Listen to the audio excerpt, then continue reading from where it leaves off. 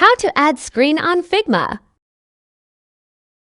First step is to click on the tag sign, then click on Frame.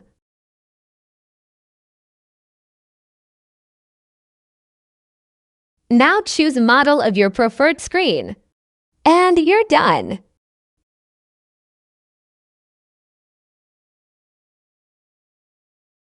Now you can design your mobile screen. How to add responsive buttons on Figma. Add a shape. Place your shape on your screen. You can design and add shapes, whatever you like.